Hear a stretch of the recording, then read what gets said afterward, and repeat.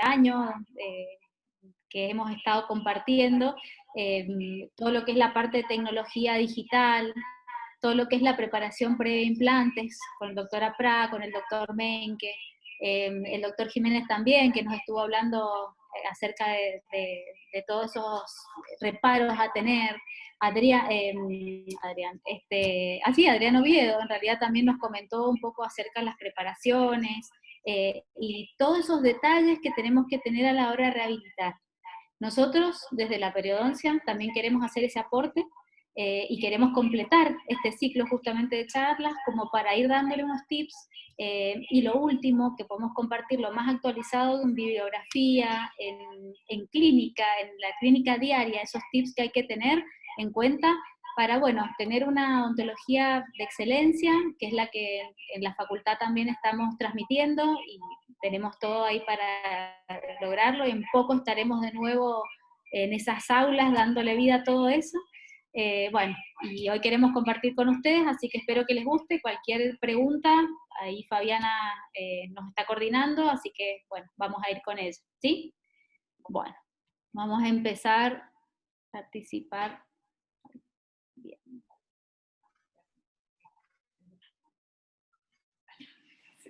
Espérate. Perdón, ahí ahí.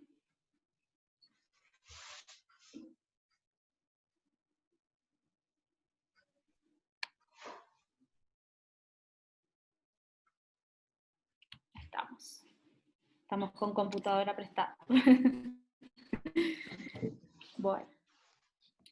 Para comenzar, bueno, obviamente nuestra charla tiene como temática comentar acerca de las complicaciones del manejo de estos tejidos.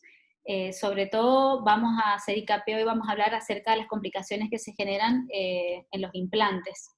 Esta herramienta de rehabilitación en realidad que ha venido a acompañar a la odontología hace varios años, en la cual realmente es un excelente recurso que tenemos, no es el único, pero es uno de los más utilizados justamente, por eso la importancia del diagnóstico, del manejo de esos tejidos que acompañan, y por supuesto toda la otra parte protésica también. Es bien sabido que ya el tema de la osseointegración de estos implantes ya no es cuestionado, porque la verdad que la tasa de osseointegración hoy por hoy en los estudios que se han tenido a largo plazo es más que exitosa. Ahí tenemos una foto del padre, digamos, de toda la parte de implantes, el doctor Branemark, que bueno, ya es fallecido, pero que nos abrió esta posibilidad de usar estos implantes como herramienta. ¿Cuál es nuestra postura respecto a estos implantes? Ya sea desde los tejidos blandos y en general, y qué es lo que deberíamos cuestionar nosotros en nuestra práctica diaria. La diferencia que queremos ir viendo es en cuanto a esa supervivencia de los implantes versus el éxito. Una cosa es tener una supervivencia de esos implantes, que ya lo vamos a ir viendo, y que sabemos que en realidad tiene una alta predictibilidad, con un buen manejo y bueno, con un buen diagnóstico, pronóstico y tratamiento.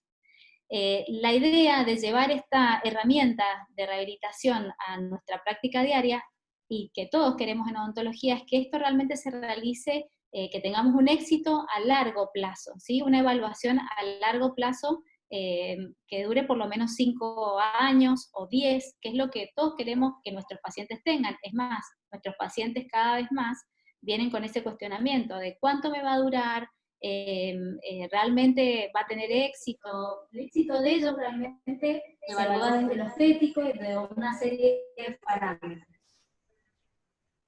Pero, Marcia, ¿vos no crees que un implante que ha sobrevivido durante 10 años en la boca, no se mueve, eso no es un éxito? Sí, en realidad es un éxito el implante, que no se ha movido en la boca, como si los parámetros y todo, pero en realidad nuestros parámetros de éxito en lo que es la parte clínica no se basan solamente en la movilidad, sino en otros parámetros que los vamos a ver ahora. Por ejemplo, este implante,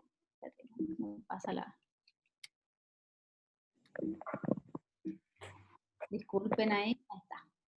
Por ejemplo, podemos hablar que este implante, ha tenido una buena supervivencia, ¿sí? Porque vemos que está en boca, que no presenta inflamación, no presenta perimplantitis, curación, pero no podemos hablar de un éxito, ¿sí? Podemos hablar de que sobrevive el implante, igual que en este caso, que vamos a ver posteriormente, ¿sí? Como ven Cualquier acá, cosa me avisa. estos implantes, podemos hablar de que tienen una buena supervivencia a largo plazo, pero no estamos hablando de que tengan un verdadero éxito. ¿Por qué? Porque el éxito, en lo que es la parte odontológica, está definido por la ausencia de complicaciones, ¿sí? Que es justamente nuestro tema de hoy. ¿A qué nos vamos a referir con las complicaciones que puedan tener nuestros implantes y que no nos puedan llevar a ese éxito a largo plazo, como les comentaba recién, porque queremos un éxito en 5, en 10 años, porque lo utilizamos con esa finalidad? Dentro de las complicaciones de implantes que podemos evaluar y ver hoy, la vamos a dividir en un grupo de complicaciones biológicas, en donde vamos a encontrar las mucositis y las perimplantitis, en otro grupo de complicaciones mecánicas, donde vamos a encontrar estas complicaciones que están asociadas al implante, o son más bien técnicas, por una rotura del implante, por una fractura, y asociadas a las prótesis que puedan tener esos implantes o los aditamentos intermediarios que existan. Y otras complicaciones que son las estéticas, que hoy también es motivo de esta charla, hablar de esas complicaciones estéticas que se dan en los tejidos blandos perimplantarios una vez que el implante está colocado en boca y a lo largo del tiempo, ¿sí?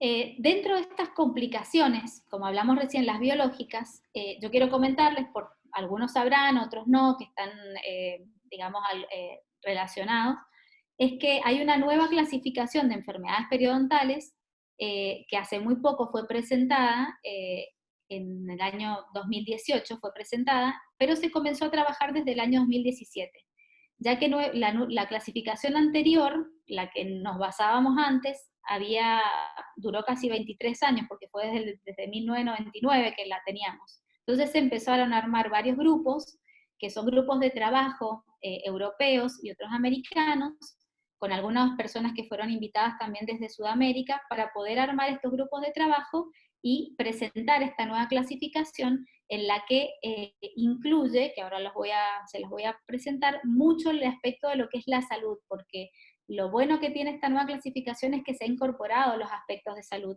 En otras clasificaciones siempre hablábamos y hacíamos mucho hincapié en la enfermedad, pero realmente hoy por hoy el parámetro de salud, saber desde dónde partimos, es algo importante. Nosotros, como dijimos, vamos a hablar de estas complicaciones biológicas en todo lo que es aspectos de mucositis y perimplantitis. Esta persona que está acá, este muchacho que sale ahí en la foto, es Thor Berglund, que fue la persona que lideró el grupo que estudió todo lo que fue la clasificación en la parte implantológica, que fue la que se agregó. Esta clasificación se presentó en Europa, como les comenté, en el año 2018, ahí para que vean, en Ámsterdam, y tuvimos la posibilidad de estar allá, y bueno, y poder empezar a trabajarla porque realmente es bastante compleja, y bueno, se dividió los grupos de trabajo en 4, en los cuales hablaron, fíjense, en lo que es salud periodontal y enfermedades y alteraciones gingivales, en distintas formas de periodontitis que se pueden presentar, en otras alteraciones que afectan el periodonto, y tenemos ahí como bastante interrelación con otras especialidades, y a la que hoy vamos a hacer hincapié y vamos a hablar, sobre todo son las enfermedades y alteraciones periimplantarias. Como les comentaba, se incluyó la salud periimplantar y los parámetros que tenemos en base a ellas, y las mucositis periimplantarias, la enfermedad en sí, las periimplantitis y las deficiencias periimplantales de tejidos duros y blandos. Lo importante también, dentro de más allá de la clasificación y todo lo que podamos ir resolviendo de ella, es saber en dónde estamos parados a la hora de hacer un diagnóstico y a la hora de evaluar salud. Recordemos ante todo que las diferencias histológicas que tenemos en cuanto a estar frente a un elemento dentario natural y a un implante. Las superficies son diferentes, y además nosotros denominamos a la mucosa que recubre el implante, justamente mucosa. No es encía, porque no pertenece a un elemento dentario, porque justamente ese elemento dentario, al ser extraído, lo que nos queda es una mucosa perimplantar. Y esa mucosa perimplantar tiene características diferentes. Tiene los haces de fibras que están dispuestos alrededor del implante, tienen una configuración diferente que respecto del diente. Fíjense en esta zona, que es la zona de tejido conectivo, las fibras en lo que es el elemento dentario tienen un haz y están repartidas, digamos, perpendicularmente, y en la zona que estamos rodeando los implantes, en la unión que se va a generar, las fibras corren paralelamente. ¿Por qué hago mucho hincapié en esto? Porque todas estas pequeños, grandes detalles en realidad hacen al comportamiento que después vamos a tener en la clínica y que podemos ir observando. El epitelio de unión que tenemos alrededor de los implantes es más largo, y el epitelio de unión en elementos dentarios es más, o sea, tiene una cantidad de milímetros también, pero es más firme, porque obviamente el tejido conectivo de abajo, soporte, le da una firmeza también. Y acuérdense que algo muy importante es la ausencia que tenemos en el implante del ligamento periodontal y sus fibras de inserción, versus lo que tenemos en el elemento dentario. Lo que eso también va a traer que al no tener el elemento dentario, el ligamento periodontal, bueno, nos reste un poco en lo que es la vascularidad, en lo que es la celularidad, sobre todo en la respuesta ante el biofilm incluso, que el comportamiento de las células de defensa que pueda aportarnos ese ligamento periodontal. En los implantes, entonces, como dijimos, hay una serie de mediciones y fibras y disposiciones que no las vamos a tener versus los elementos dentarios. En este caso, lo que queremos hacer mucho hincapié es en el ancho. ¿Perdón? ¿Alguien comentó algo? No. Es en el ancho de estos tejidos, ¿sí? Y en cómo están dispuestos alrededor de incluso los aditamentos protésicos que vamos a ir teniendo. Y porque hoy también ahora voy marcando un poco esta parte en la parte histológica y la parte clínica que podemos ir viendo. ¿Por qué? Porque hoy vamos a hablar mucho de este grosor de encía, ¿sí? Que acá lo podemos ver el ancho lógico, el ancho que tiene esta encía, la competencia que podemos decir, el respecto alrededor de los implantes, cómo se pueda presentar. Fíjense en esta fotografía, que se puede incluso observar esa transparencia, este fenotipo gingival que se da, cómo se puede transparentar la encía, y que eso también tenemos que tener en cuenta a la hora de evaluar el grosor, el ancho, que sería el biotipo gingival de nuestro paciente a la hora de colocar los implantes. Y algo que queríamos mostrarle acá con Cristina es que en la parte superior, en donde dice gingival tissue, sabemos que el epitelio de unión se adhiere a la superficie del elemento dentario a través de hemidesmosomas. Bueno, en la superficie del implante también tenemos esa unión, y está demostrada que se une el epitelio a todo lo que son los abutments, ¿sí? O los pilares que podemos tener alrededor de implantes a través de hemidesmosomas también, ¿sí? Bueno, hablamos ahora de lo que es esa salud perimplantaria. Justamente lo que queremos hacer hincapié es que esta salud perimplantaria, lo que tenemos como herramientas de diagnóstico, como siempre, son los signos visuales de inflamación, ¿sí? Esa ausencia, tienen que fijarse la mucosa, el color, si hay edema o no, en el tamaño, y por supuesto, en la ausencia del sangrado cuando hacemos el sondaje. Es importante tener en cuenta que el sangrado al sondaje es un signo de validación positiva a la hora de evaluar un tejido gingival. Por eso es importante realizarlo. podemos encontrarnos con soporte óseo normal o reducido ante la salud periimplantaria, y hoy por hoy, en realidad, lo que habla mucho la literatura es que no podemos definir un rango de profundidad del sondaje que podamos decir que es compatible con salud, porque la importancia en realidad de realizar este sondaje es que tengamos un cotejo previo, o sea, el día que vamos a instalar nuestra prótesis o activar nuestro implante, haber tenido un registro previo basal de esa profundidad y evaluar que a través del tiempo no se incremente esa profundidad del sondaje, que sería lo que nos daría más que nada la noción de que podemos estar ante un tejido enfermo o que podemos estar perdiendo hueso.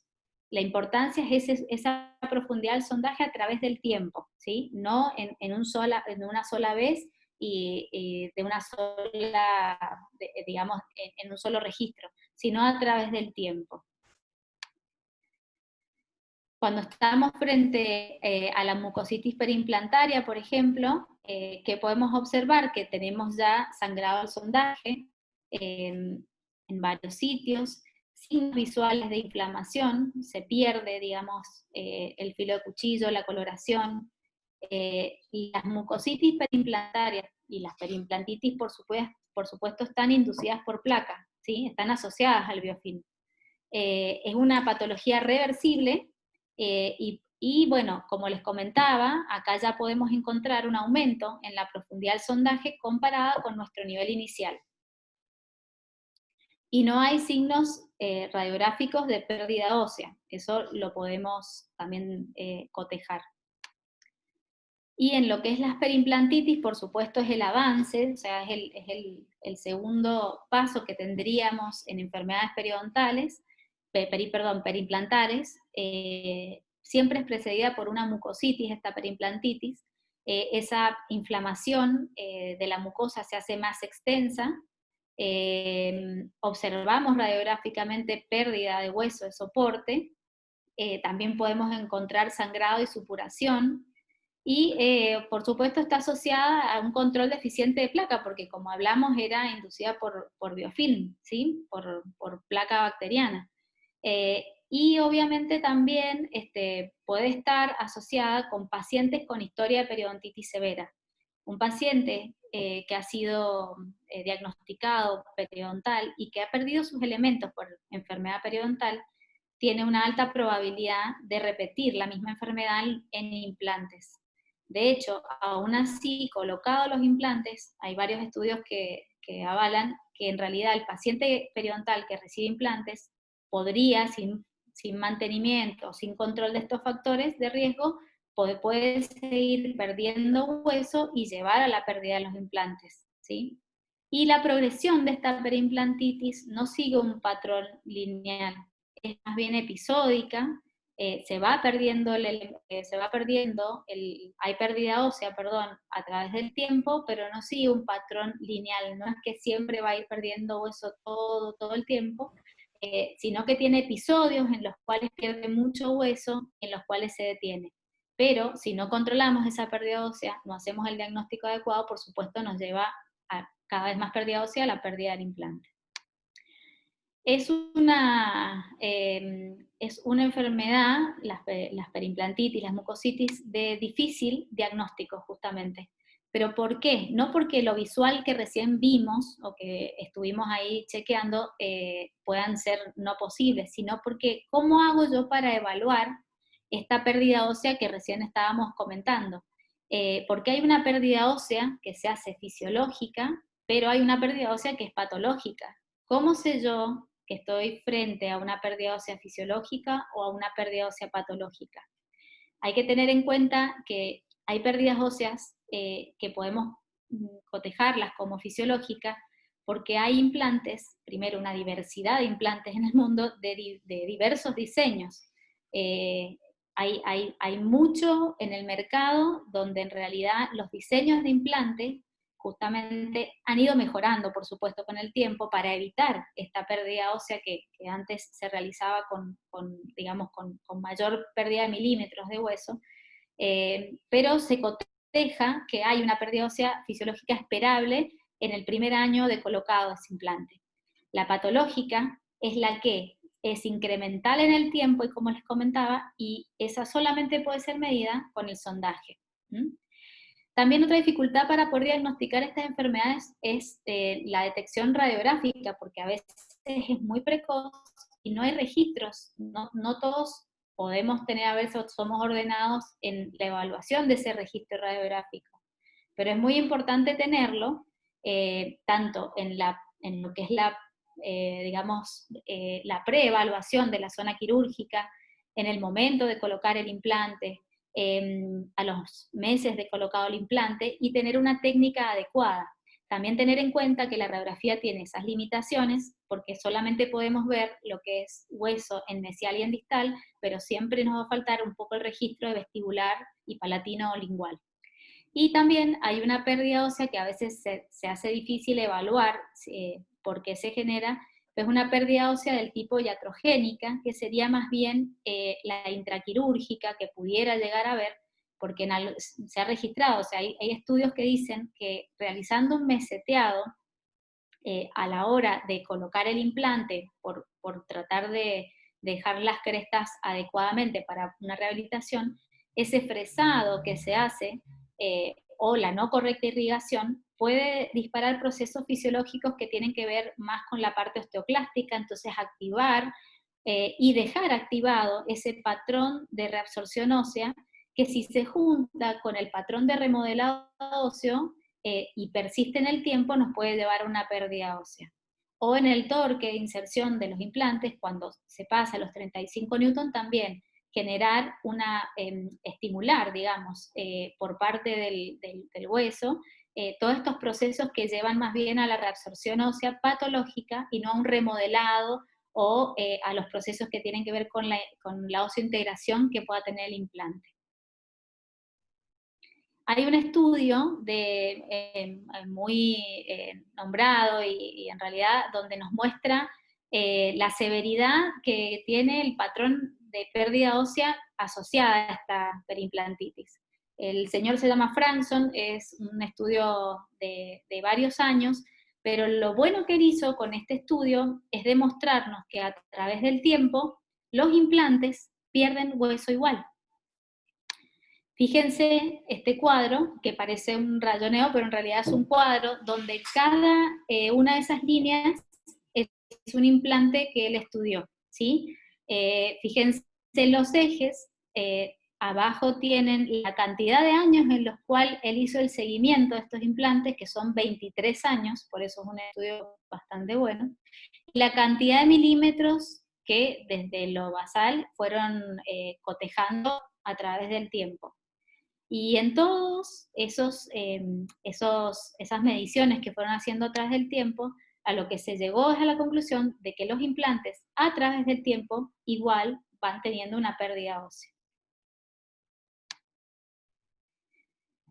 ¿Cómo hacemos volvemos a hacer hincapié un poquito en lo que vimos anterior? ¿Qué elementos diagnósticos primarios tenemos para hacer esa detección justamente de esta pérdida ósea? En las perimplantitis y en un implante que en realidad acabo de instalar hoy. Lo que dijimos recién del sondaje, que es importante y no hay que dejar de hacerlo, sobre todo aunque sea en el momento, en el día que instalamos, como digo yo, que activamos el implante. Un sondaje de rutina y dejarlo cotejado y evaluarlo a través del tiempo. Marcia, ¿necesito alguna sonda especial para sondar los implantes?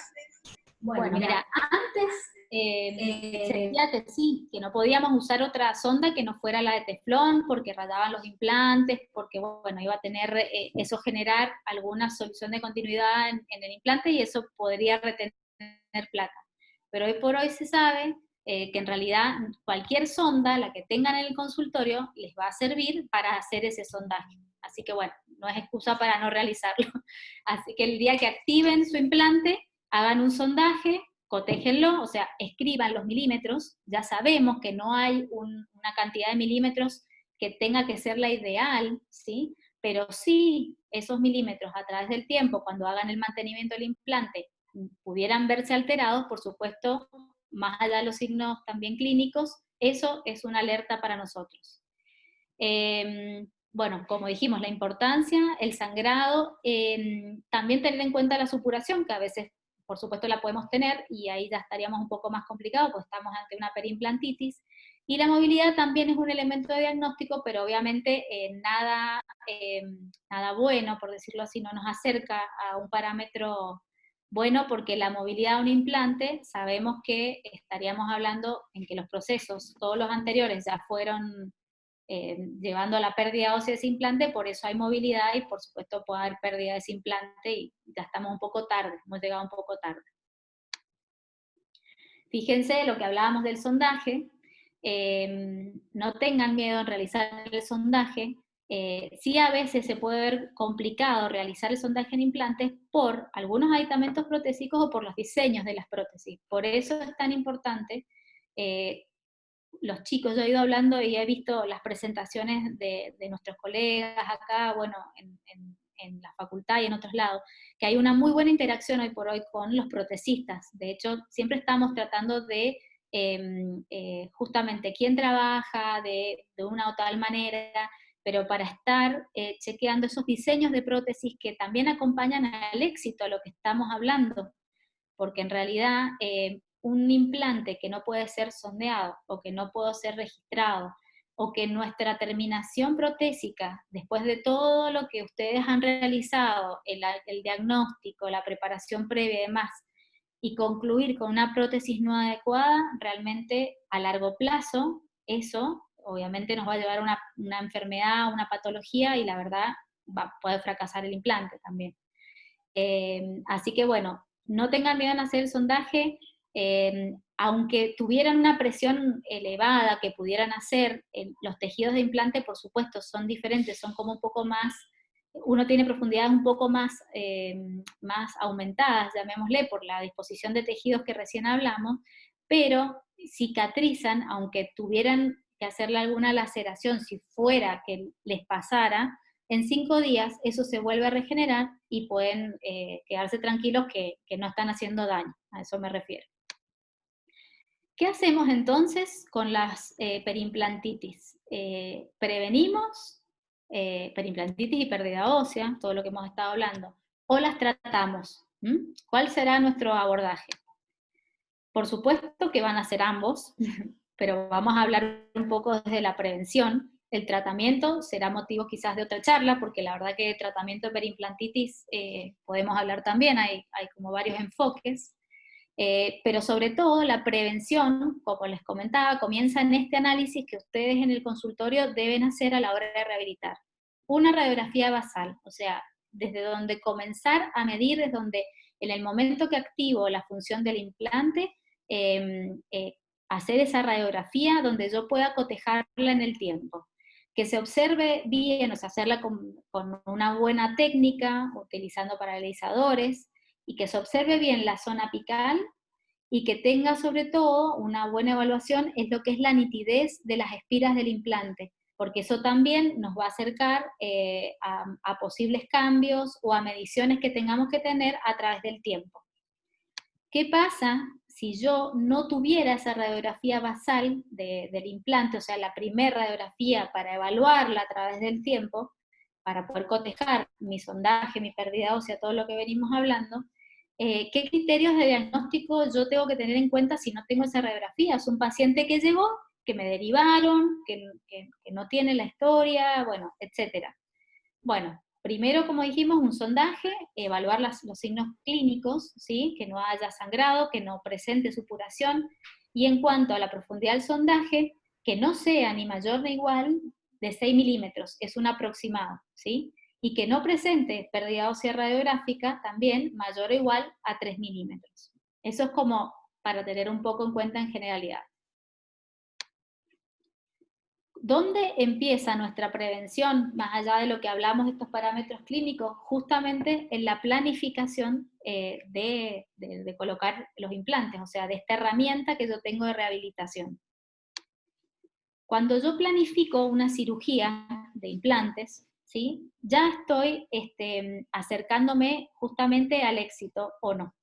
Cuando yo elijo incluso los instrumentales que voy a utilizar en la cirugía, para poder hacer diseños de colgajo nítidos, con bordes nítidos en las incisiones, una buena planificación de ese colgajo de acceso, donde pueda asegurar ese diseño de colgajo tenga una adecuada irrigación sanguínea, donde a la hora de suturar pueda hacer un cierre primario de primera intención y pueda hacer unas correctas suturas con adecuado instrumental, como yo de elegir, desde la elección incluso hasta de la sutura que voy a utilizar, los nudos donde los voy a dejar, y permitir esa estabilidad de la herida. Ese cierre primario ya me determina un éxito, ¿sí? ¿Por qué? Porque permite una buena cicatrización y obviamente una preservación del tejido que yo quiero alrededor de ese implante. Entonces, desde la parte quirúrgica, desde la planificación, es donde ya empieza la prevención en el tejido blando y en la pérdida ósea que pueda ir acompañada en este implante. Y esto en realidad está demostrado, sobre evidencia, que nos respalda a la hora de, digamos, los efectos que tiene este cuidado del tejido, o los procedimientos, digamos, que conllevan tener en cuenta el tejido blando en lo que es el mantenimiento de los implantes. Tener una adecuada cantidad de tejido gingival, en este caso es mucosa periimplantar, yo me lo voy a corregir, la mucosa periimplantar hace que mejore el índice de placa bacteriana, porque obviamente voy a tener una mucosa competente que acompañe ese implante y lo selle, y permita al paciente hacer una buena y una correcta higiene. Entonces no voy a incurrir en alguna enfermedad, mucositis, perimplantitis.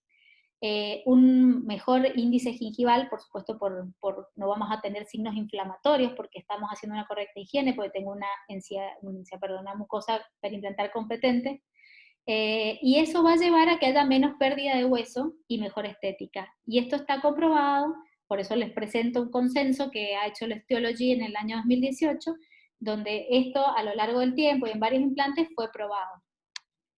También tenemos un autor que se llama Thomas Linkevicius, que ha estado estudiando justamente la mucosa periimplantaria en su grosor, y en realidad ha hecho varios estudios en varios implantes. A la hora de colocarlos, algunos implantes aumentaba la cantidad de tejido alrededor, y en otros implantes que a lo mejor estaban frente a una encía, un fenotipo fino, los dejaba de esa manera. Y a la hora de evaluarlos, él en muchos estudios con muchos diseños diferentes de implantes convencionales, implantes con platform switching y otros tipo bone level, en todos ha coincidido que en realidad mantener un grosor de mucosa de 2 milímetros previene la pérdida ósea.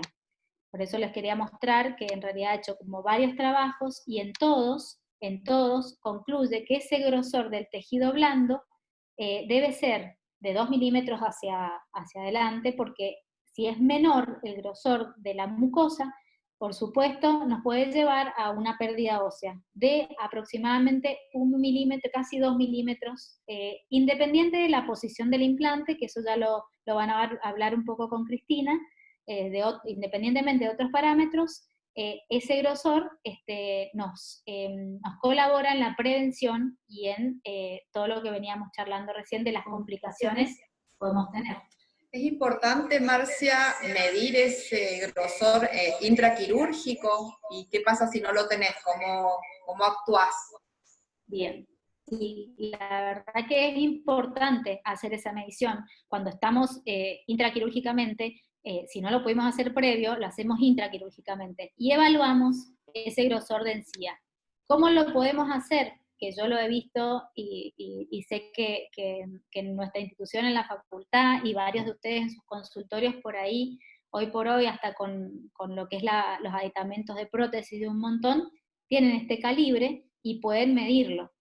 Si yo a la hora de colocar mi implante mido la mucosa y observo que tengo menos de 2 milímetros, yo acá también les he colocado en esta diapositiva, por supuesto que voy a tratar de engrosarla, ¿sí? Voy a tratar de aumentarla, en el mismo momento que coloco el implante.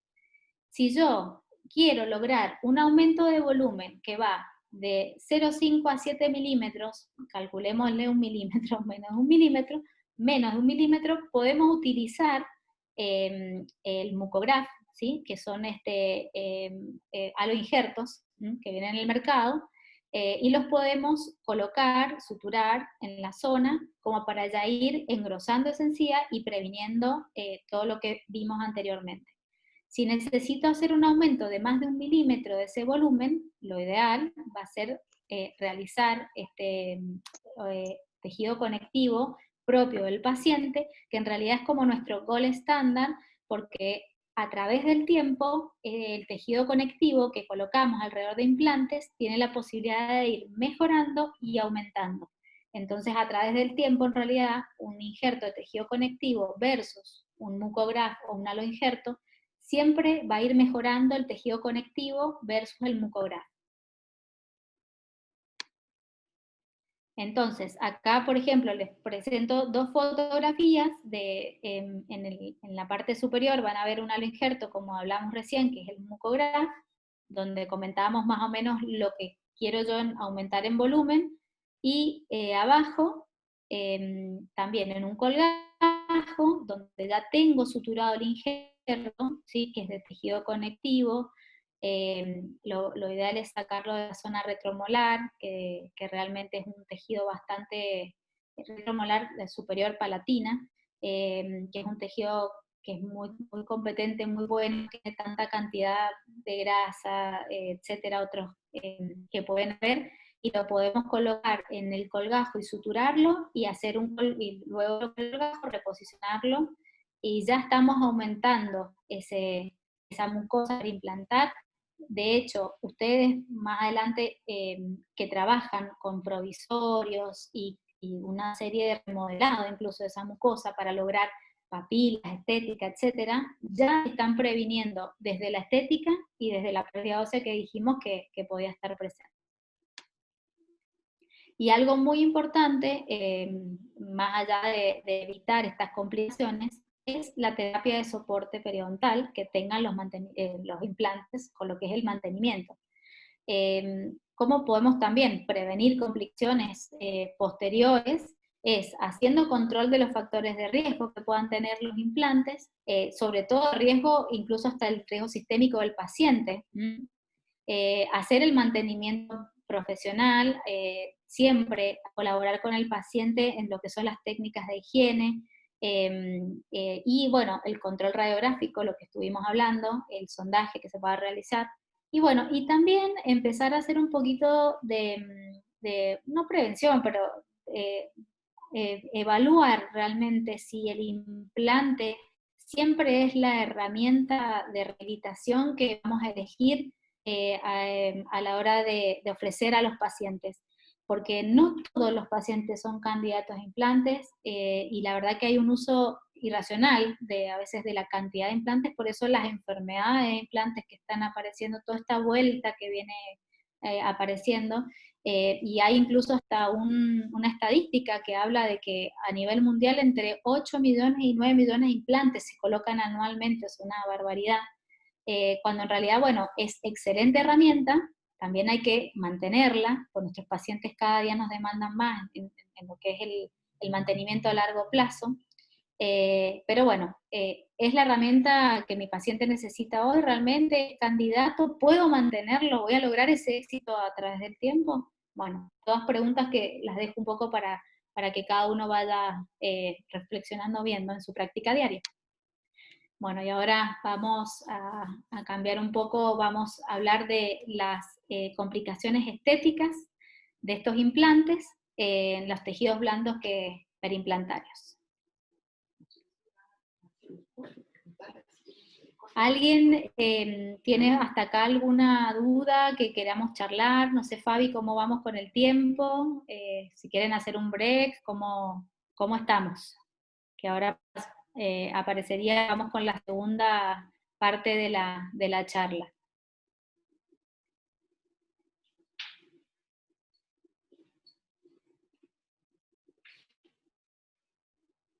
¿Estamos bien? Bueno, no, bueno, entonces seguimos y de una, dejamos algunas charlitas que podamos tener un poco para el final. ¿Mm? Sí, sigamos, vamos bien, vamos bien. Dale, bueno, Pati. Vamos bien, Marcia, se entiende Ahora, todo perfectamente. bueno, ahora retomé mi Es lugar más, yo quería hacer una pregunta, pero nada que ver con esto, porque hice un curso con respecto a los buches de gluconato, de glocrexidine, y porque parece que, pero mientras se va ubicando la Cristina, lo digo, no, nada con lo de hoy, pero lo quiero comentar porque me parece interesante, las dos son periodoncistas, y además en el público ahí están las chicas también hacen periodoncia. Se habla de, bueno, los receptores de COVID que estarían en la lengua y, bueno, en otros lugares más, por eso están amigable con las vías aéreas superiores, este microorganismo.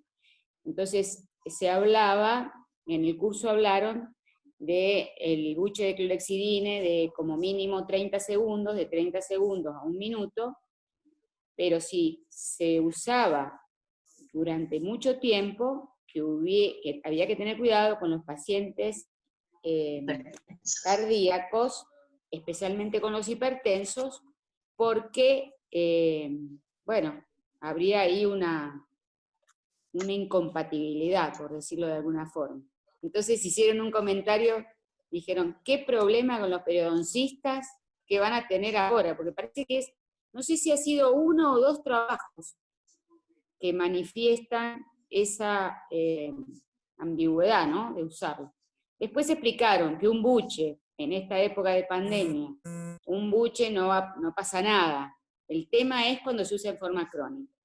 Pero bueno, era para darles el recreíto para aclarar la crisis. Sí, bueno, gracias por tu aporte, Patricia. De todas maneras, la recomendación que nosotros tenemos los pacientes con respecto a los buches de clorexidina nunca son en forma crónica. Siempre la indicación es el paciente que lo necesite, porque bueno, porque no controle placa, la indicación es el postquirúrgico, o un paciente que bueno, por alguna dificultad manual ha sufrido un accidente, entonces no puede controlar bien su placa. Entonces, normalmente la indicación nuestra es 15 días, descansar 15 días, nunca son de uso continuo, a veces alternar con otras formas de clorexidina, y bueno, y con respecto a la aclaración que vos hiciste, con respecto a los receptores de COVID, se ha visto que es muy efectivo, que en un principio se discutió que no era, viste que decían que el agua oxigenada, bueno, pero una cuestión de sustantividad no va bien, y bueno, hay dos trabajos publicados. Yo la semana pasada también estuve viendo con la gente de la Complutense de Madrid, y en realidad más efectivo que la clorexidina es la combinación de clorexidina con CCP, que es el cloruro de acetilpiridilio. Ese sería como el más efectivo para hacer a los pacientes. Como recomendación, tanto para la protección del paciente y de todo el protocolo, sería que el paciente a lo mejor antes de venir al consultorio se hiciera un buche con clorexidina, digamos, al salir de su casa. Entonces, bueno, ya estamos protegiendo la parte facial del momento que saluda a los asistentes y llega, porque en nuestro consultorio se tiene que sacar barbijo, porque si no, no podemos trabajar. Y después reforzar, como vos dijiste, con un buche entre 20 y 30 segundos con clorexidina, y como que no sería necesario, con eso nosotros bajamos la carga viral, si es que existiese. Así que, bueno, fantástico el aporte. Bueno, ahora seguimos con... no, por nada, Patricia. Con respecto a las complicaciones de implantes, no era nuestro objetivo, nuestro objetivo acá era presentar las complicaciones de implantes y dar algunos lineamientos de tratamiento, pero bueno, obviamente que nuestros lineamientos de tratamiento están enfocados hacia la prevención de todo este tipo de patologías. Marcia habló de las complicaciones biológicas, de las mucositis, de las periimplantitis, y también trató de introducirnos en un poco de lenguaje que, bueno, como vieron a todos nos cuesta no pensar en encía cuando yo tengo algo rosado alrededor del diente, y hablar de una mucosa queratinizada, porque realmente las características tanto histológicas y de comportamiento son totalmente diferentes.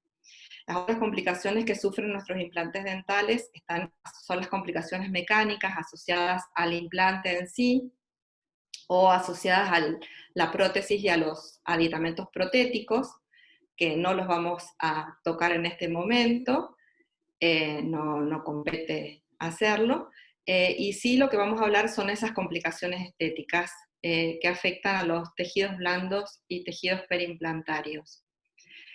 Estas complicaciones estéticas obviamente están dentro esta complicación estética es lo que nos da el parámetro de éxito que hablaba Marcia.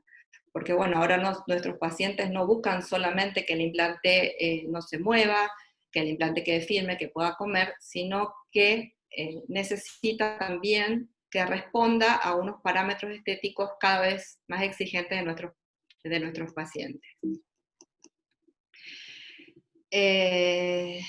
Este señor que ustedes ven acá, que es, bueno, es uno de nuestros maestros de la periodoncia, empezando con Linde, ¿no? Que lo teníamos hace mucho, y bueno, Zucchelli de nuestros tejidos, nuestro papá de los tejidos blandos.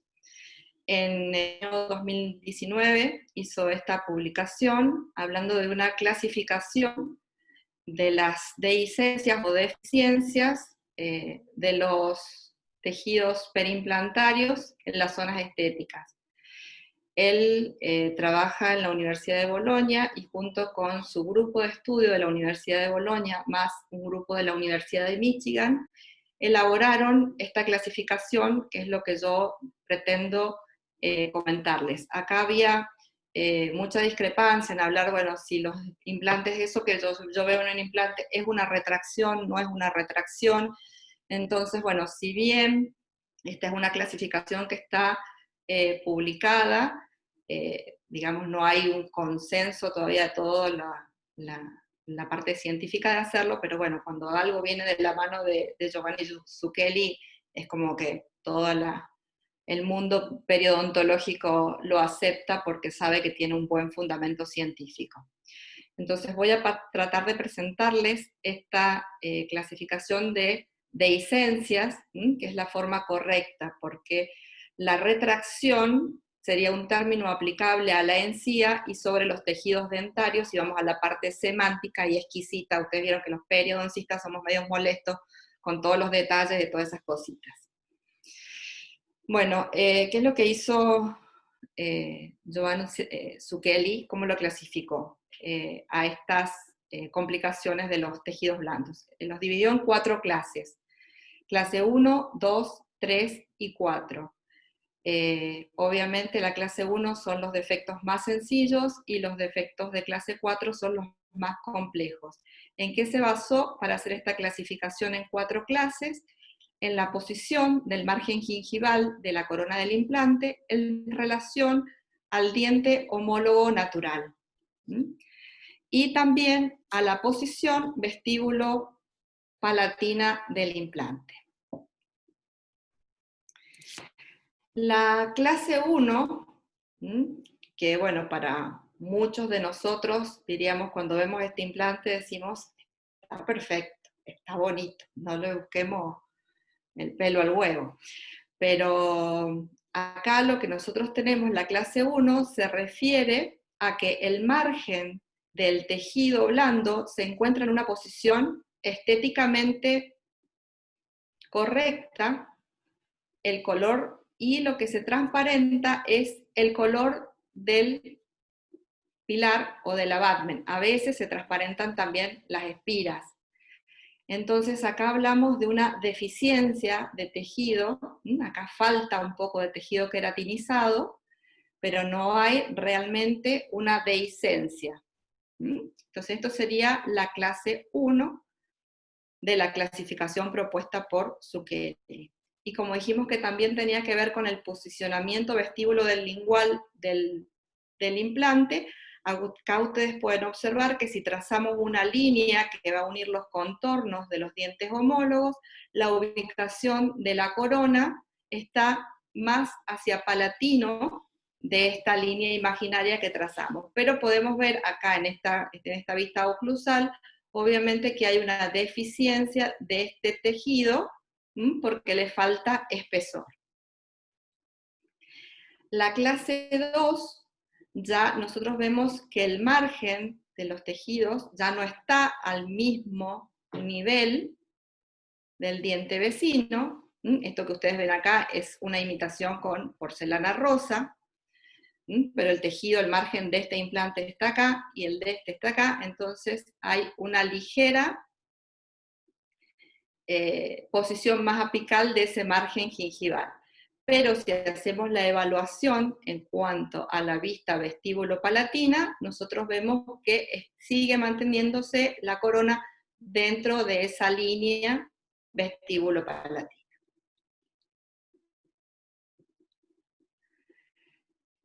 Con respecto a la clase 3 y la clase 4, en ambas clases el margen gingival se encuentra más apical al del diente natural homólogo, y el perfil de emergencia del implante se encuentra fuera, en este caso este perfil de emergencia, esta coronita se encuentra fuera de esta línea imaginaria que nosotros trazamos. Para poder hacer la distinción entre clase 3 y clase 4, es obligatorio retirar la corona del implante. Y ahora me van a entender por qué. Es decir, no se puede diagnosticar, no se puede ver la diferencia entre una clase 3 y una clase 4 si nosotros no sacamos la corona del implante. En la clase 3, cuando nosotros retiramos, dijimos que estaba más apical, en la clase 3, cuando nosotros retiramos la corona del implante, nos encontramos con un abutment, perdón, con la cabeza del implante, que está ubicada hacia palatino de esa línea imaginaria. Entonces acá nosotros hablamos de clase 3, de una dehiscencia clase 3. Acá analizamos el perfil, esta corona está por fuera, el margen está a distintas alturas, pero la cabeza del implante se encuentra hacia palatino de la línea imaginaria. Y en la clase 4, que es la peorcito de todas, tenemos lo mismo, es decir, el margen gingival está más hacia apical, la corona está fuera de esta línea imaginaria, y cuando retiramos la corona, la cabeza del implante se encuentra vestibulizada.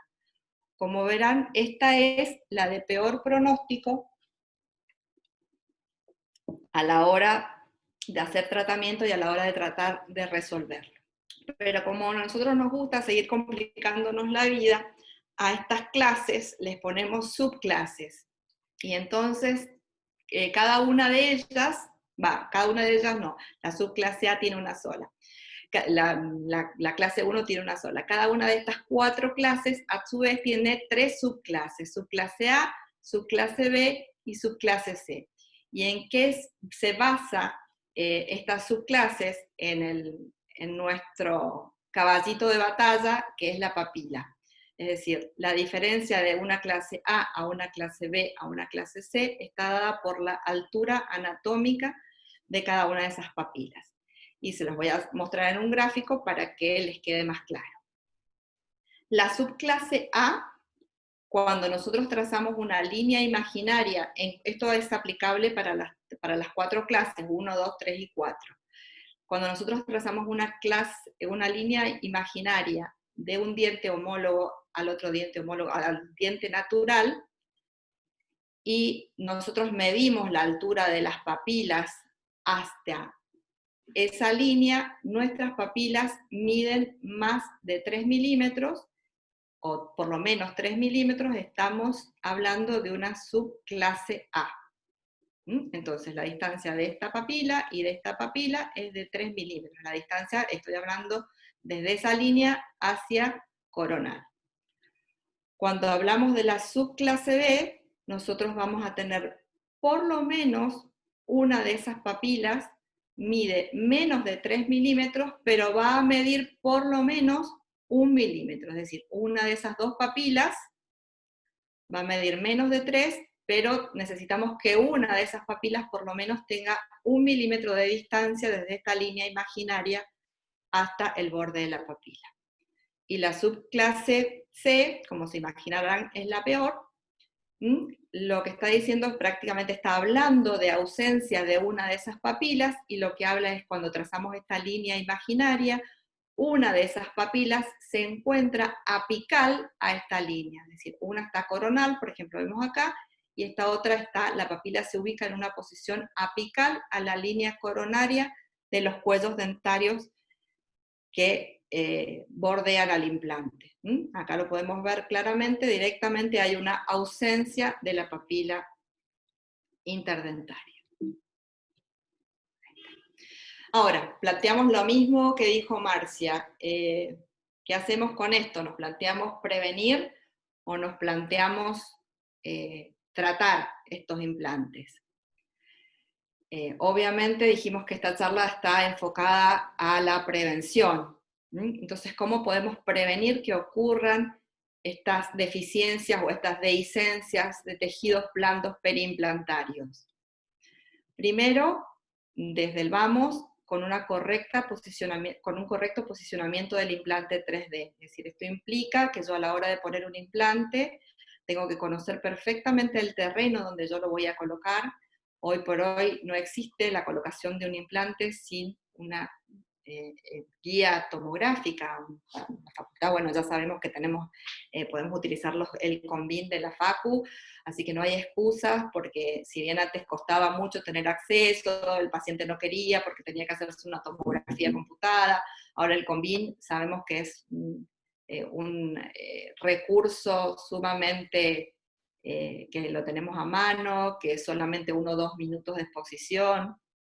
Entonces tenemos que nosotros posicionar correctamente nuestro implante, y esa es una forma de prevenir todo este tipo de lesiones en los tejidos periimplantarios.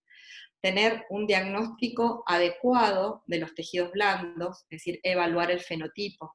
Nosotros en los fenotipos delgados, obviamente tenemos muchas más probabilidades de tenerlo, pero la semana pasada escuchaba una charla de Zucchelli, y él decía que cuando un implante está colocado muy hacia vestibular, no había fenotipo grueso que pudiera salvar esa situación. Es decir, por más fenotipo grueso que tengamos, si el implante está colocado en una posición muy vestibular, vamos a tener a lo largo del tiempo estas dehiscencias. Y como explicó Marcia, muchas veces estas no comienzan, es decir, no son a corto plazo, que es la diferencia que dan a veces los trabajos de investigación. Cuando el trabajo de investigación está hecho en un implante que se colocó hace 6 meses o dentro de los primeros 5 años, evidentemente la epidemiología de todas estas complicaciones va a ser mucho menor.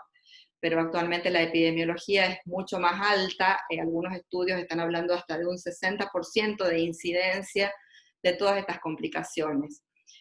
Sabemos que las complicaciones son propias de esta, algunos autores hablan de una tercera dentición, que tiene comportamiento totalmente diferente al implante, al elemento dentario, desde la flora microbiana, desde la forma de los tejidos, como bien se los mostró Marcia, y bueno, y desde el momento que se combina un implante con un diente, así como hay diferencias en odontopediatría cuando uno está con el recambio dentario, con el temporario y el permanente, cuando nosotros tenemos la incorporación de implante, también tenemos como un cambio en la boca, una dentición mixta que tenemos que entrar a conocer, a valorar y a tratar de identificar más como odontólogos, aunque no nos dedicamos ni al implante ni a la periodoncia, porque cada día yo creo que todos en el día a día nos encontramos con un paciente con implantes en nuestro consultorio. Otra forma que puede hacer prevenir estas dehiscencias es la correcta selección del diámetro del implante. Hoy por hoy la literatura avala cada vez más el uso de implantes de diámetro reducido. Antes nosotros teníamos palos ahí en los dientes anteriores, y ahora cada vez tratamos de usar implantes de menor diámetro, que está comprobado que soportan correctamente la carga, bueno, y obviamente sobre todo si hablamos de implantes de diámetro reducido en el otro ítem que por ahí a veces no nos gusta porque nos demora y nos lleva mucho tiempo, y nosotros los periodistas somos los que demoramos todo, pero hay que tratar, la literatura avala que hay que tratar de evitar la implantación inmediata en el sector anterior, es decir, el hecho de sacar un diente en el sector anterior y colocar en el mismo momento el implante va a traer a la larga muchas complicaciones, sobre todo si uno no tiene un buen manejo de los tejidos. Obviamente en todo esto hay una curva de aprendizaje, y la curva de aprendizaje en el manejo de tejidos blandos es bastante larga, es decir, uno tiene que trabajar mucho para aprender a controlar todos estos tejidos. Es decir, no es lo mismo hacer un implante inmediato a alguien que va a poner su primer implante. O sea, si alguien me dice voy a hacer mi primer implante, voy a tratar de un primer implante en el incisivo central, y por primera vez trata de hacer un implante inmediato, yo le diría no, porque lo más seguro es que tengas una complicación, o salvo que tengas muy buena suerte. Pero la literatura no avala entonces la implantación inmediata en el sector estético. La idea es, bueno, no es el caso hablar de eso, pero bueno, sería utilizar la extracción, después regenerar y después colocar el implante. Y bueno, ya asociado un poco y de la mano de los protecistas, hacer la correcta selección del abutment. Esta correcta selección del abutment es muy importante que lo tengamos en cuenta. Marcia bien dijo que hoy por hoy la osseointegración no se discute, entonces nosotros tenemos implantes más baratos, más caros, más bonitos, con más vueltas o con menos vueltas. A la hora de cuando yo quiero adquirir un sistema de implantes, no solamente tengo que ver el aval que tiene esa firma por detrás, pero ya les digo, cualquier implante, hasta el más barato que usemos, seguramente se va a osseointegrar y yo no voy a tener problema de eso. La mayoría de los problemas que tienen nuestros implantes es que muchas veces no permiten o no tienen una amplia gama de selección de abutment. A lo mejor los implantes más económicos o menos recomendados o más baratos, que por ahí uno ve que se los ofrecen a los pacientes, a la hora de rehabilitar tienen 3 o 4 soluciones protéticas, y hay casos que necesitan tener abutment con diferentes características para poder evitar y poder manejar correctamente, sobre todo este tipo de recesiones a nivel de los tejidos blandos. Bueno, y vamos a hablar un poquito, que es lo que ya les gusta un poco, simplemente se los voy a mencionar, no vamos a ver las técnicas, sino que cuáles serían los protocolos de tratamiento para cada una de estas clases o subclases. Estos protocolos de tratamiento están también en este paper del doctor Zucchelli, y simplemente se los voy a mencionar, no quiero entrar en detalles, porque si bien hay gente que está de periodoncia, hay gente que no, pero sepan. Para el de clase 1, subclase A, lo que está indicado es un colgajo de avance coronal, obviamente, bueno, Zucchelli siempre hace todos los colgajos desplazados hacia coronal, la escuela de él es eso, pero también se admite que, bueno, puede hacerse otro tipo de procedimientos, como el procedimiento de Tuller o el sombrado, con el uso de algún tejido conectivo, o sustitutos de tejidos blandos, como puede ser una matriz dérmica, como recién les mencionó Marcia. Entonces, para la subclase A es el colgajo de avance coronal más un tejido conectivo, un injerto de tejido conectivo. Para la subclase B, acuérdense que en la subclase B ya teníamos una diferencia de altura de papilas. Acá lo que se aconseja es el retiro de la corona, poder realizar una modificación del pilar. Muchas veces es necesario realizar algún tallado de ese pilar, y hacer también el injerto de tejido conectivo y el colgajo desplazado coronal, pero ir remodelando esta papila, que como ustedes ven acá, está como más bajita, a través de lo que se llama el modelado del provisorio. Es decir, acá tenemos que ir modelando ese injerto con el uso de cambiar y trabajar con distintos provisorios, que bueno, todo esto los protecistas lo saben y lo saben hacer muy bien también. Pero acá con el injerto solo nosotros no vamos a lograr darle forma. Si bien no es una papila en sí, es una papila quirúrgica, es una papila que vamos a crear, es una papila de ilusión de papila, no tiene la misma estabilidad porque no tenemos la cantidad de hueso detrás que la soporte, pero es bastante estable durante el tiempo, siempre y cuando tengamos la rehabilitación protética. Entonces acá implica sacar la corona, cambiarla, hacer un provisorio, y a veces retocar un poco el abate.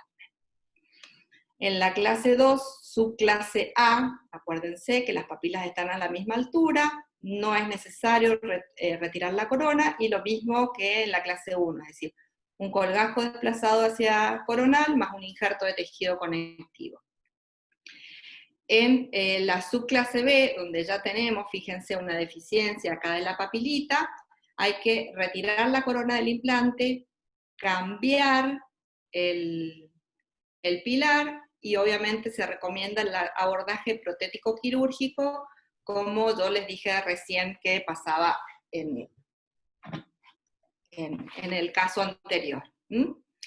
Y para la subclase C, la corona del implante debe retirarse y aplicar una etapa de cicatrización. Acá se habla del procedimiento de cicatrización sumergida, es decir, acá solo con un colgajo no logramos. Acá nosotros tenemos que retirar la corona, retirar el abutment, poner un cicatrizal y hacer un aumento de los tejidos sin la presencia de la corona. Obviamente el paciente, que estamos hablando de un sector anterior, tendremos que ver de colocarle un provisorio tipo Maryland, pegadito a los dientes vecinos, pero acá no se puede volver a recuperar ni el espesor ni el tamaño cuando tenemos el déficit de las papilas, y sobre todo de una o dos papilas.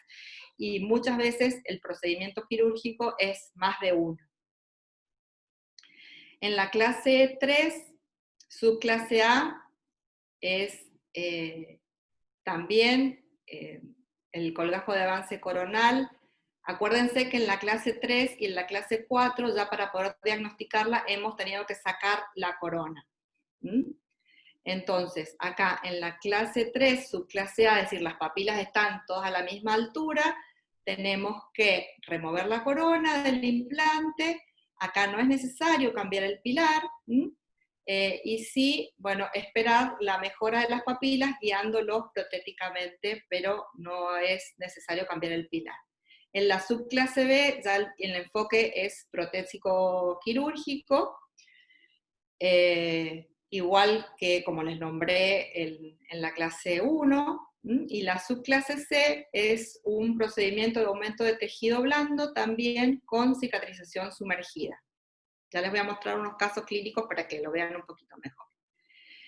Y en la clase 4, la subclase A, se sugiere un abordaje quirúrgico protésico, es decir, hay que retirar y tocar los abutments, tocar las coronas.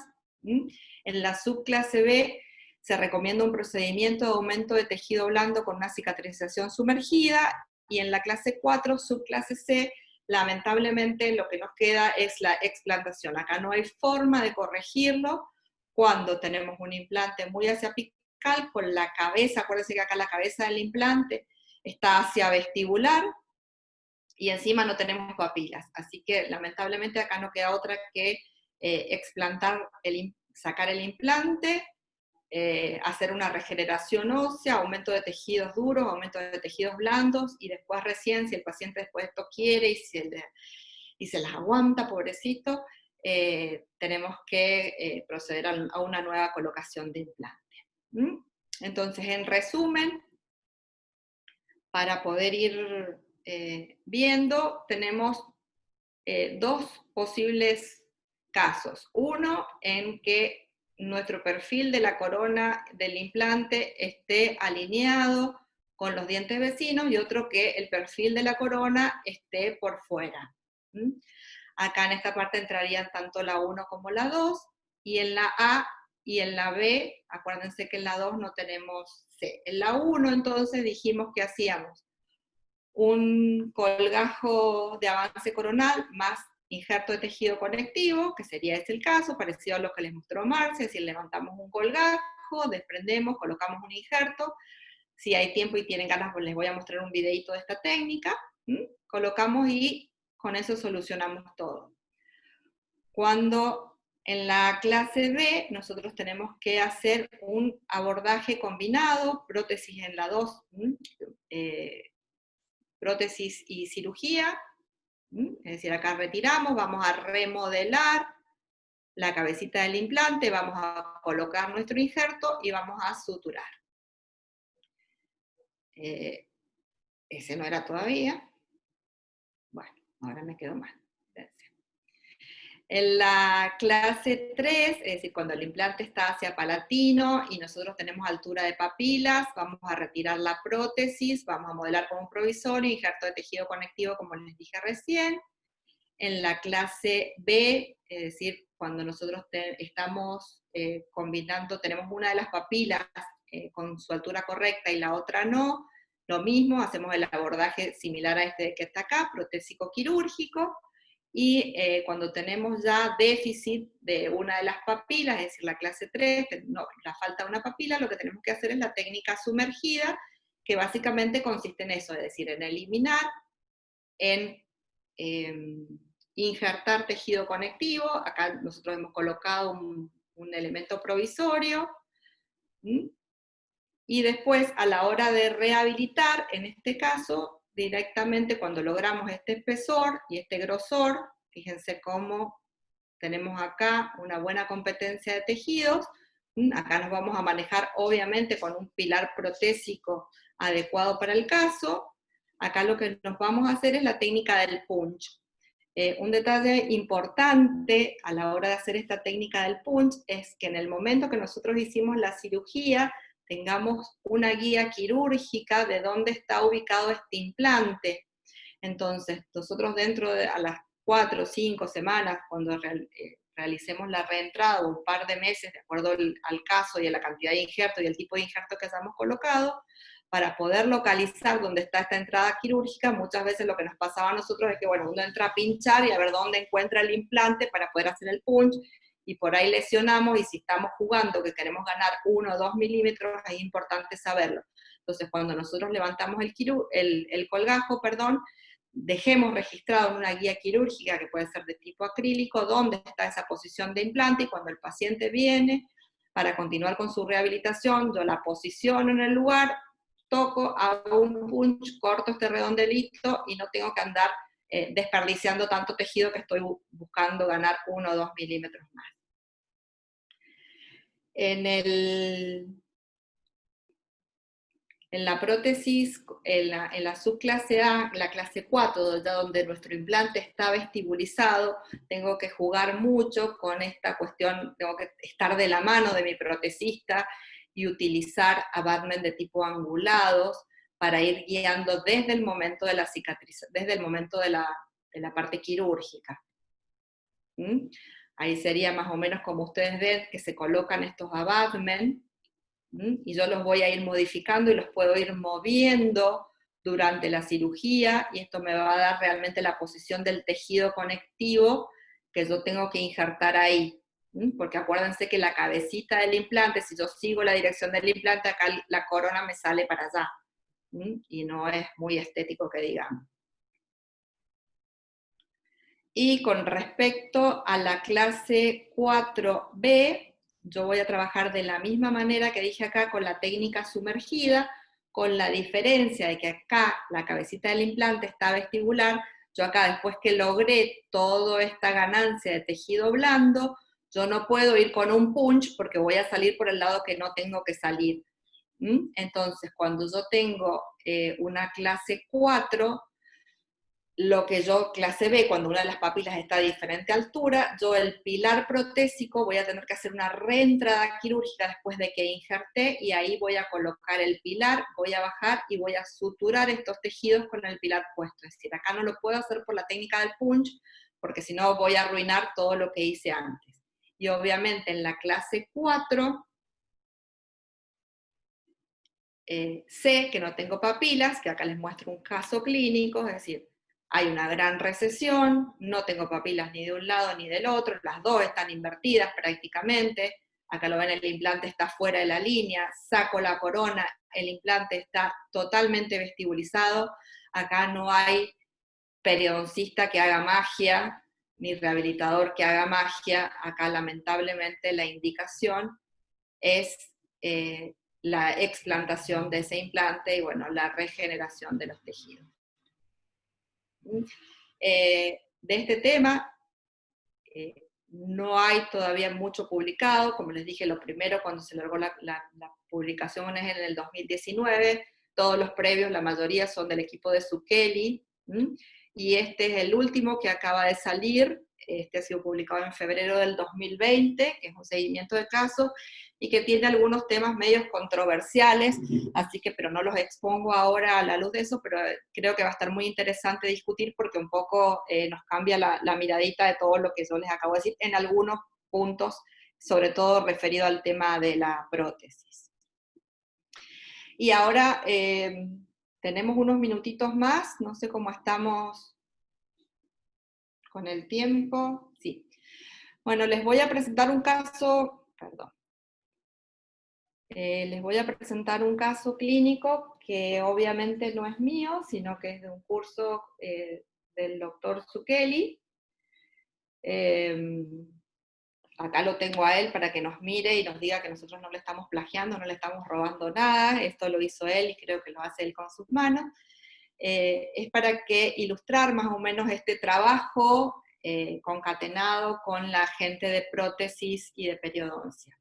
Acá estamos viendo un tejido, un implante, donde tiene una gran deficiencia, o no gran, una deficiencia de tejidos blandos, lo podemos ver, se transparenta la corona del implante, sus niveles óseos están acordes. Esto es algo que me olvidé decir. Obviamente los tratamientos de toda esta clasificación que yo hablo, estoy hablando de salud.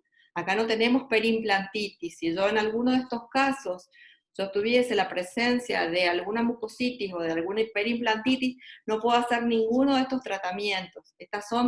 Pasa lo mismo que en las recesiones de los tejidos blandos. Es decir, yo puedo hacer cirugía plástica periodontal cuando tengo salud de mis tejidos. Yo puedo operar las dehiscencias o las deficiencias de los tejidos blandos cuando tengo salud periimplantar, si no, no lo podría hacer. Acá no hablo, por eso es una complicación de implantes, pero no es una complicación infecciosa. Entonces podemos ver que acá está en salud, las espiras de los implantes se ven perfectamente bien, pero si veo la vista oclusal, veo este hundimiento, y veo esto, que esto a la larga, estos pequeños hundimientos a la larga, como les dijo Marcia, esta falta de tejido blando, que bien lo explicó Linkevicius, que antes nos empecinábamos en dejar ese gap, o si estaba el gap o no estaba el gap, o dejar tejido óseo.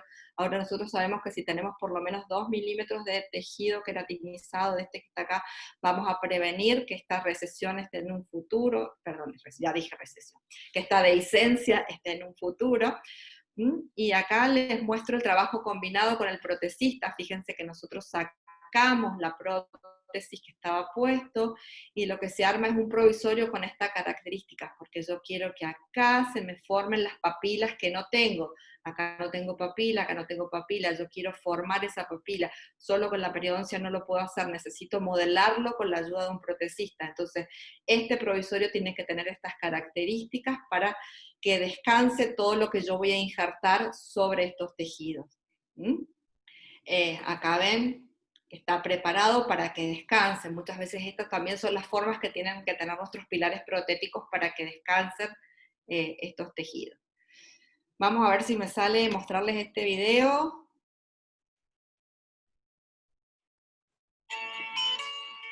Y un poco de los Beatles para que se amiguen con este día frío.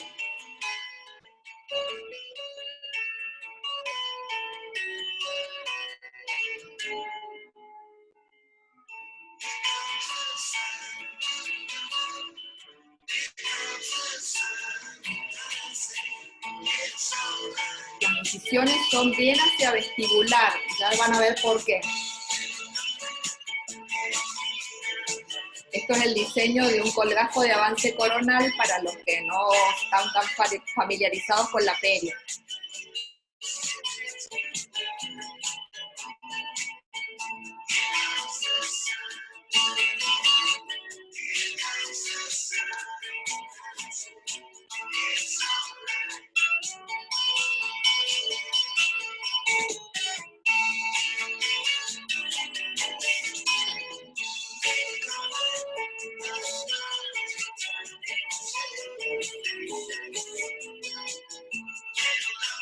Se manejan diferentes espesores.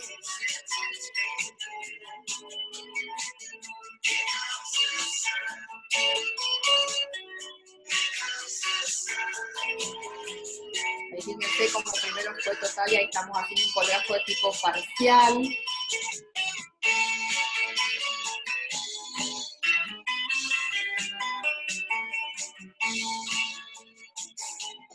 Nos gusta la sangre a los pregoncistas, tenemos que mostrar un poco de sangre.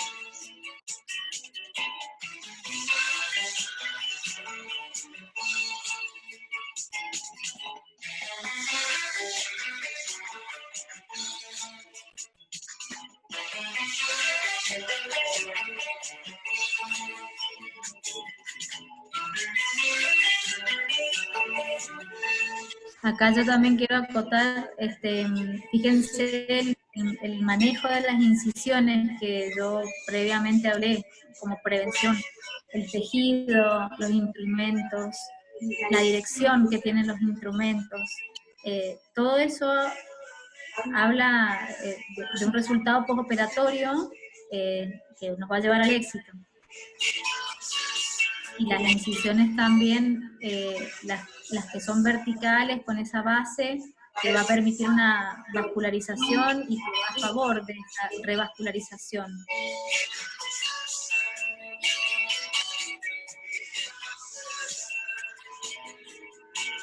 Ahí se están desprendiendo las fibras musculares para permitir el avance hacia el coronal del colgajo.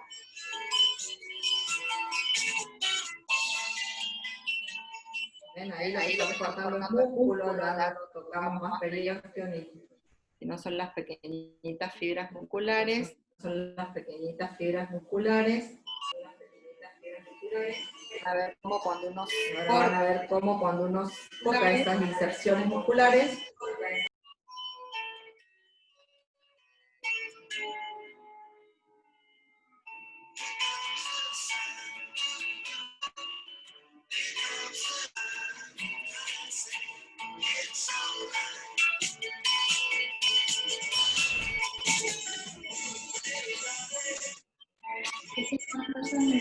Ese corte de esas inserciones musculares lo que permite justamente, lo que está haciendo ahí, el colgajo caiga pasivamente, le llamamos, porque no tiene que estar tironeado, tiene que caer y avanzar.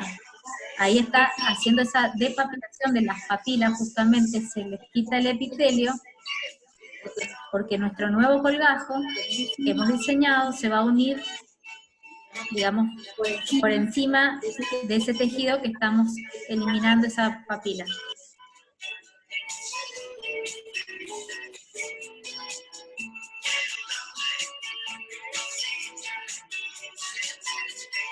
Fíjense el espesor que tiene, que yo les decía recién, este colgajo fue hacia vestibular, y precisamente la idea es tener todo este grosor, bueno ahora se me fue, pero tener esa papila hacia palatino ancha para poder darle forma.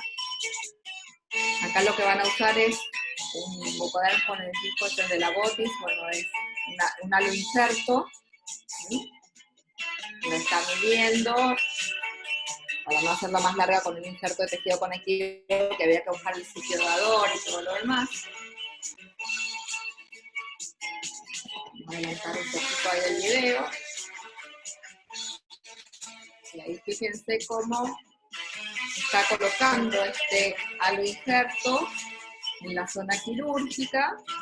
Y lo importante es que el halo injerto no quede sobre la zona de las papilas que desepitilizamos, porque si no se van a quedar sin nutrición.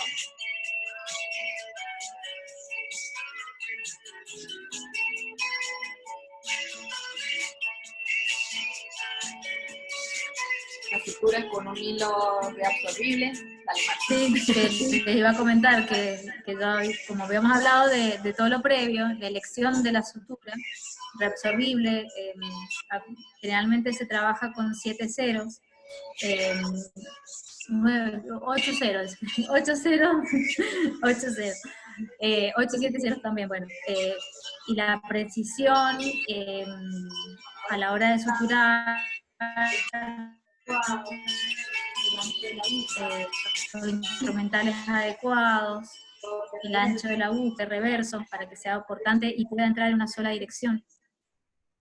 Detalles que, bueno, en la medida que uno se va acostumbrando a manejar estos tejidos blandos, todo eso se ve reflejado en el resultado en el postoperatorio, a la hora de rehabilitar, hablando un poco de parámetros de éxito, ¿no?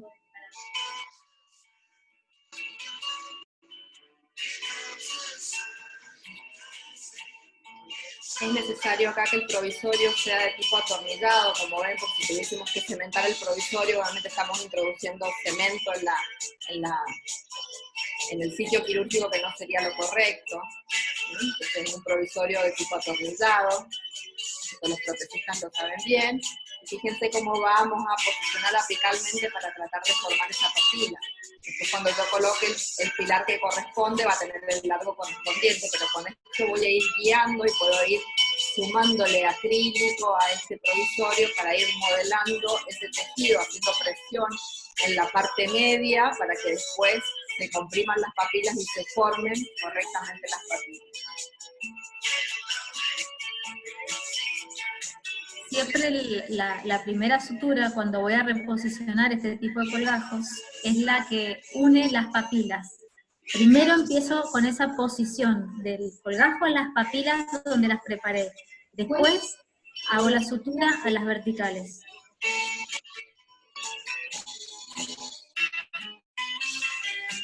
Otro detalle importante, obviamente todo este tipo de sutura, y para que quede con este detalle y este borde que no se vea, esto se trabaja todo con magnificación. Es decir, acá hay lupas o microscopio para trabajar. Es decir, con nuestros ojitos, por más que nos den, no se puede trabajar sin el uso de magnificación.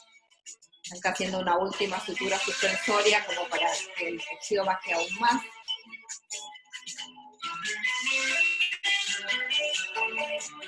Y ahora me estoy acordando que me olvidé de ponerle las fotos posoperatorias.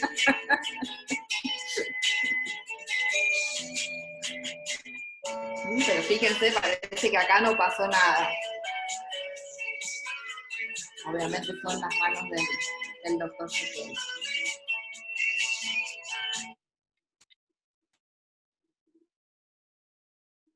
Bueno, me olvidé de ponerle la postoperatoria y me olvidé de ponerle la que corresponde, muchas gracias, pero bueno, si bien no estuve en la presentación inicial, que llegué unos minutitos tarde porque estaba en otro encuentro de un trabajo de investigación que coincidió en eso, pero bueno, aprovechar la oportunidad para darle las gracias a Fabián Hilardo, que gentilmente nos invitó, que confió en nosotras, a Patricia, que siempre está ahí al pie del cañón. Fabi, vos el otro día me dijiste que yo tenía asistencia perfecta y podés creer que el viernes me olvidé de la clase del Adrián. Dije, hoy viernes no tengo nada. Una fallita no está.